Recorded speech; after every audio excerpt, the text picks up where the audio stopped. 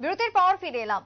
ভারতে বাড়ছে snow leopard. এই মুহূর্তে নজর রাখবো ভারতে স্নো লেপার্ডের সংখ্যা বাড়ছে। ভারতে রয়েছে এখনো পর্যন্ত 718টি স্নো লেপার্ড।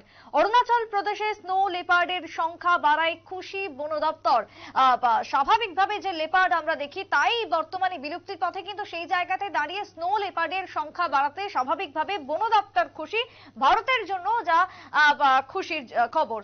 এই সম্পর্কে জানবো বিস্তারিত। সরাসরি চলে যাব নিউজ রুমে। আমাদের প্রতিনিধি অঙ্কিতা বর্ধন রয়েছে আমাদের সঙ্গে। অঙ্কিতা, স্নো লেপার্ডের সংখ্যা বাড়ছে ভারতে এবং বন দপ্তর তাতে খুশি। স্বাভাবিকভাবে এই বাড়ার পেছনে কারণ কি?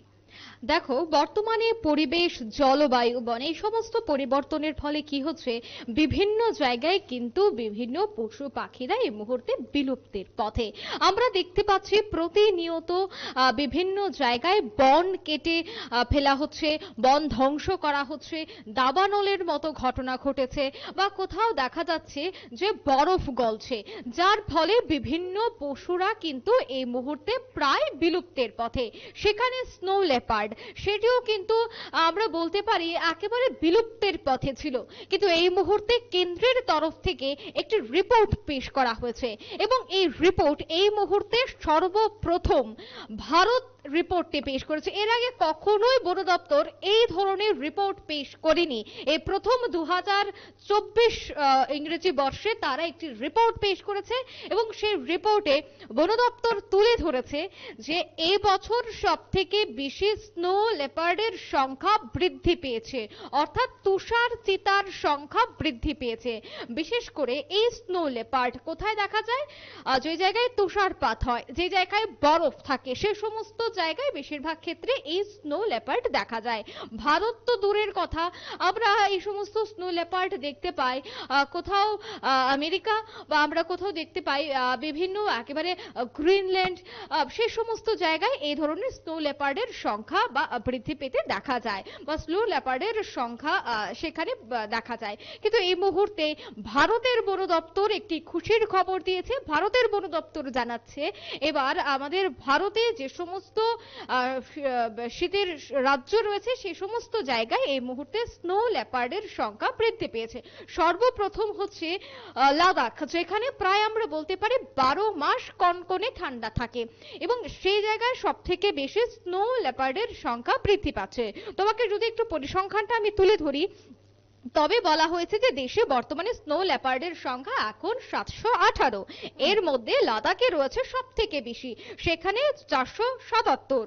সংখ্যার নিরিখে এরপরেই রয়েছে উত্তরাখণ্ড, হিমাচল প্রদেশ, অরুণাচল প্রদেশ, সিকিম, জম্মু এবং কাশ্মীর।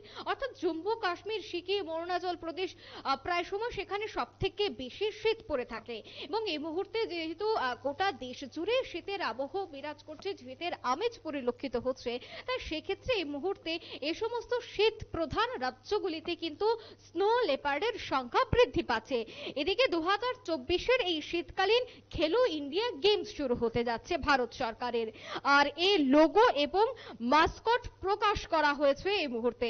এবং জম্মু কাশ্মীরের উপরাজ্যপাল, ওনার নাম হচ্ছে মনোজ সিনহা, এবং লাদাখের যিনি উপরাজ্যপাল অর্থাৎ অবসরপ্রাপ্ত ব্রিগেডিয়ার ডক্টর বিডি মিশ্র, তারা এই লোগোটি এই মুহূর্তে প্রকাশ করেছে এবং লোগো প্রকাশ করার পেছনে তারা জানাচ্ছেন যে শীতকালীন গেমসের এই চতুর্থ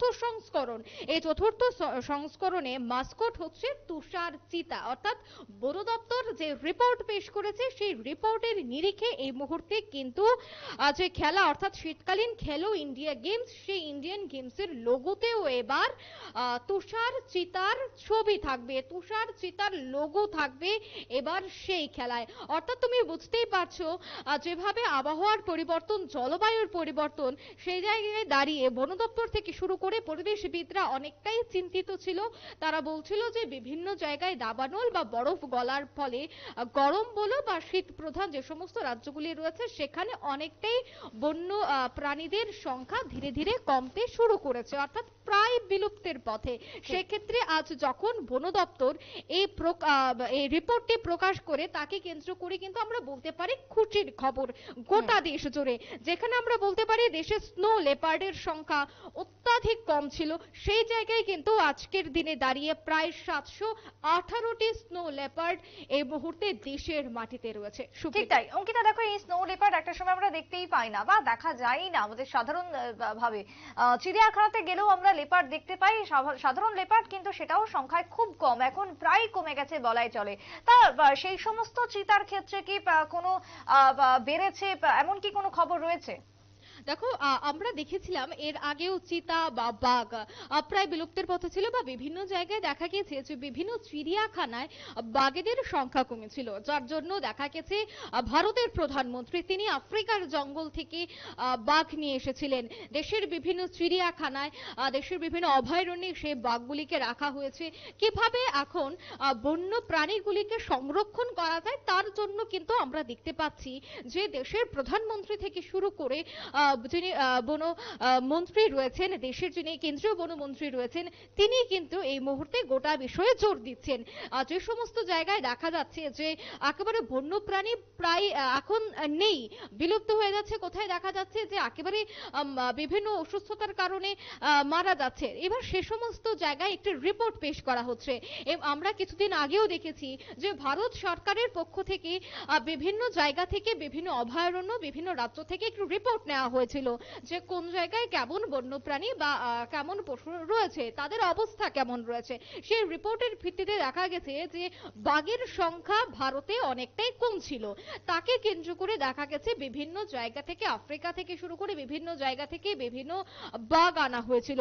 সেই বাঘগুলিকে এবার ভারতের মাটিতে সংরক্ষণ করা হচ্ছে, তাদেরকে কিভাবে এবার প্রতিপালন করা যায় তার দিকে এবার ভারত সরকার জোর দিয়েছে। একদিকে যেভাবে স্নো লেপার্ড রয়েছে, যার খবর আজ আমরা সবার সামনে তুলে ধরছি, বিশেষ করে নিউজ ভ্যানগার্ডে দর্শকদের সামনে তুলে ধরেছি, ঠিক অন্যভাবে যে সমস্ত প্রাণীরা প্রায় বিলুপ্তির পথে বা এখনো ভারতের মাটিতে বা বিভিন্ন চিড়িয়াখানা অভয়ারণ্যে যে সমস্ত বন্য প্রাণী রয়েছে বা পাখিরা রয়েছে তাদেরকে কিভাবে সংরক্ষণ করা যায় তার জন্য কিন্তু বিশেষ উদ্যোগ গ্রহণ করা হচ্ছে।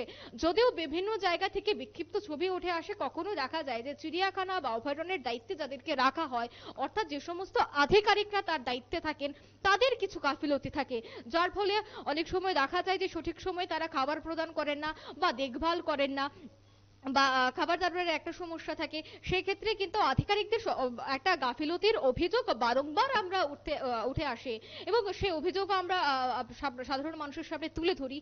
কিন্তু অবশ্যই কেন্দ্রীয় সরকার কিন্তু জোর দিচ্ছে।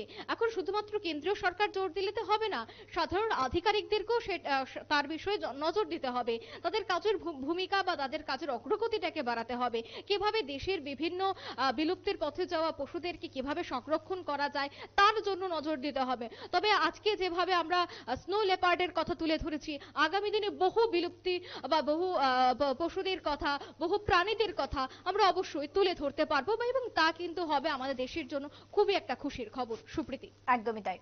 ধন্যবাদ অঙ্কিতা। কথা বলছিলাম আমরা আমাদের প্রতিনিধির সঙ্গে। তবে স্নো লেপার্ডের সংখ্যা ভারতে বাড়ছে বা বেড়েছে, এবং সেই পরিসংখ্যান তুলে ধরা হয়েছে বন দপ্তরের তরফ থেকে। 718টি স্নো লেপার্ড বর্তমানে ভারতে রয়েছে। অরুণাচল প্রদেশে স্নো লেপার্ডের সংখ্যা বাড়ায় খুশি বন দপ্তর, এবং ভারতের ক্ষেত্রেও যা খুশির খবর।